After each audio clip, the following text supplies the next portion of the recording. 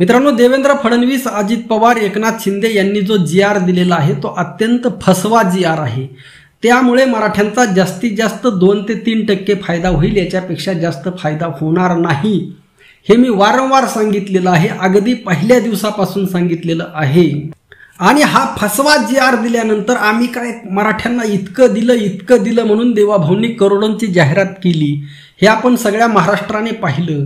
म्हणजे लक्षात ठेवा, आता म्हणजे एकीकडे याच्या मागचं राजकारण समजून घ्या, एकीकडे देवाभाऊला मराठ्यांना फेवर द्यायचा आहे। लक्षात ठेवा, एकीकडे मराठ्यांना फेवर द्यायचा आहे। देवाभाऊची जी इमेज तयार झाली होती मराठा विरोधी, आणि मराठा समाजामध्ये प्रचंड असंतोष निर्माण झाला होता देवेंद्र फडणवीस यांच्याबद्दल, तो कव्हर करण्यासाठी देवेंद्र फडणवीस यांनी योग्य संधी साधली आणि त्या संधीचं सोनं करण्याचं काम केलं। आणि आता लक्षात ठेवा, त्यामुळे ओबीसी समाज पुन्हा देवाभाऊपासून या गोष्टीमुळे लांब जाईल का, तर अजिबात जाणार नाही। कारण ओबीसी समाज हा आता भारतीय जनता पार्टीच्या बराचसा आहारी गेलेला आहे। आणि मतदानाच्या बाबतीत मराठा समाज काही भाजपपासून अगोदर दूर नव्हता। 50% मराठा समाज भारतीय जनता पार्टीला ऑलरेडी मतदान करत होता, परंतु मनामध्ये, प्रत्येक मराठ्यांच्या मनामध्ये असंतोष मात्र भारतीय जनता पार्टीबद्दल प्रचंड वाढत चाललेला होता, आणि तो बंद करण्याचं काम देवेंद्र फडणवीस यांनी केलेलं आहे। म्हणजे जितका असंतोष मराठ्यांच्या मनामध्ये वाढत चाललेला होता, तितका काही जे लोक आहेत, जे हाकेप्रेमी आहेत किंवा छगन भुजबळ प्रेमी आहेत, या लोकांना बरं वाटत होतं, आणि त्या लोकांना देवाभाऊ अधिक जवळचे वाटत होते, अधिक प्रिय वाटत होते। आणि हा GR दिल्यानंतर अशा पद्धतीने भासवण्यात आलं की आता देवेंद्र फडणवीस किंवा सरकार हे मराठ्यांसाठी काम करत आहे, ओबीसींसाठी काम करत नाही। हा मेसेज एक प्रकारे देण्याचं काम देवेंद्र फडणवीस यांनी केलेलं आहे। आणि छगन भुजबळ यांच्यावर सुद्धा प्रचंड दबाव आणण्याचं काम देवेंद्र फडणवीस यांनी या काळामध्ये केल्याची चर्चा आहे। म्हणजे एकीकडे लक्षात ठेवा, म्हणजे एकीकडे आता मराठ्यांना फेवर देण्याचं काम देवेंद्र फडणवीस यांनी केलेलं आहे, तसंच आता ओबीसींना सुद्धा कव्हर करण्याचं काम करणार। म्हणजे ओबीसी आणि मराठा एकाच ताटामध्ये जेवणार, लक्षात ठेवा, परंतु भांडणं कायम ठेवणार, ही देवेंद्र फडणवीस यांची रणनीती आहे। स्पष्टपणे हे सांगणार नाहीत की आम्ही मराठ्यांना काहीही दिलेलं नाही, दाखवा। मी म्हणतो, तुम्ही एक कुणबी प्रमाणपत्र काढून दाखवा GR प्रमाणे।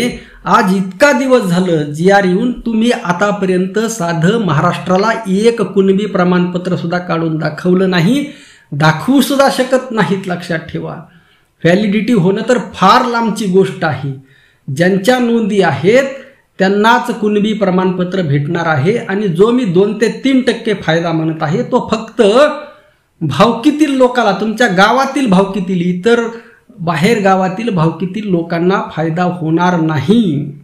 अगदी मी काल परवाच बीडमध्ये माझी स्वतःच्या मुलाची व्हॅलिडिटी करण्यासाठी गेलो होतो, आणि त्यावेळेस एक प्रकरण असं पाहिलं, एका शेतकऱ्याची जमीन दुसऱ्या गावात होती आणि दुसऱ्या गावचा 7/12, त्यामुळे त्यामध्ये त्रुटी काढली होती।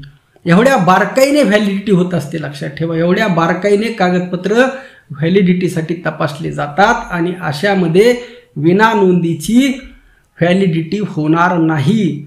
त्यामुळे हा फसवा GR आहे, मराठ्यांची फसवणूक झालेली आहे। आणि मी परत सांगत आहे, आरक्षण आता लक्षात ठेवा, जे भेटायचे ते नोंदीच्या आधारेच भेटणार आहे।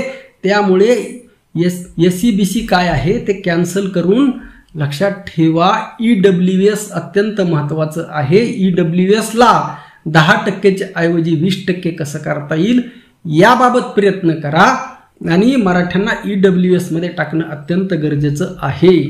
आणि दुसरी गोष्ट, जी फीस ओबीसी विद्यार्थ्यांना आहे तीच फीस मराठ्यांना, ही मागणी जर लावून धरली आणि ती सहज सरकारच्या अधीन असणारी आहे, त्यामुळे त्याला कोणी कोर्टात चॅलेंज करू शकत नाही। हा सरकारच्या अंतर्गत असणारा प्रश्न आहे, यावर सरकार सरळपणे निर्णय घेऊ शकतं। अशा ज्या सोप्या मागण्या आहेत या करायच्या सोडून मराठा समाजाने आता देवाभाऊच्या जास्त सरकारच्या नादी लागू नये असं माझं म्हणणं आहे। परंतु मराठा आणि ओबीसींना हे मात्र कळणार नाही की दोघांनाही खेळवण्याचं काम, दोघांची झुंज लावण्याचं काम, दोघांची ह्या टकरी लावण्याचं काम हे सरकार करत आहे आणि मजा बघण्याचं काम करत आहे। त्यामुळे ही सामाजिक वीण जी बिघडलेली आहे ती यामुळे बिघडलेली आहे। आणि या सर्वामध्ये आम्ही मनोज जरांगे पाटील यांच्या पाठीमागे का आहोत लक्षात ठेवा, कारण या झुंजीमध्ये मनोज जरांगे पाटील सुरुवातीपासून सरकारसोबत भांडत असताना हाकेसारखे काही टगे, लक्षात ठेवा हाकेसारखे काही लोक कुणाच्या तरी सांगण्यावरून कुणाची तरी सुपारी घेऊन मराठ्यांना बदनाम करण्याचं काम करत आहेत, अत्यंत पातळी सोडून बोलण्याचं काम करत आहेत। यांचा काही संबंध नसताना हा सुरुवातीपासून माणूस, ज्यावेळेस हा माणूस महाराष्ट्राला माहीत नव्हता तेव्हापासून हा माणूस मराठा द्वेषाने पछाडलेला माणूस आहे। असा माणूस पकडून कुणीतरी पैसे पुरवून सुपारी पुरवून या माणसाला मराठ्यावर भोकण्यासाठी सोडलं। आणि आता आज अशी वेळ आलेली आहे की देवेंद्र फडणवीस यांना स्वतःची इमेज सुधारायची आहे। कारण जेवढे काही सर्वे आले की भारतातील जेवढे काही मुख्यमंत्री आहेत या सगळ्यामध्ये अनपॉप्युलर, अप्रसिद्ध, जनतेच्या मनातून उतरलेला मुख्यमंत्री अशी प्रतिमा देवेंद्र फडणवीस यांची सगळ्या देशामध्ये झालेली असल्यामुळे त्यामुळे ती इमेज सुधारण्यासाठी देवेंद्र फडणवीस यांनी मराठा समाजाला जवळ करण्यासाठी आता प्रयत्न केलेला आहे। लक्षात ठेवा, जे टायटल दिलेलं आहे मराठ्यांना फेवर, ओबीसींना कव्हर, आणि जो फिवर आलेला आहे, हाकेचा जो चेहरा पडलेला आहे तो यामुळेच पडलेला आहे, हे सुद्धा लक्षात घ्या आणि हे षड्यंत्र समजून घ्या। देवेंद्र फडणवीस ना मराठ्यांचे आहेत ना ओबीसींचे आहेत, लक्षात ठेवा। आणि हाकेची तर काही त्यांचा संबंधच नाही, म्हणजे अगोदर होता परंतु आता नाही। तर देवेंद्र फडणवीस फक्त RSSशी, स्वतःच्या संघटनेशी, स्वतःच्या जातीशी, स्वतःच्या विषमतावादी विचारधारेशी एकनिष्ठ आहेत, एवढंच लक्षात ठेवा। रामकृष्ण हरी, जय जगद्गुरु, जय शिवराय, जय भीम।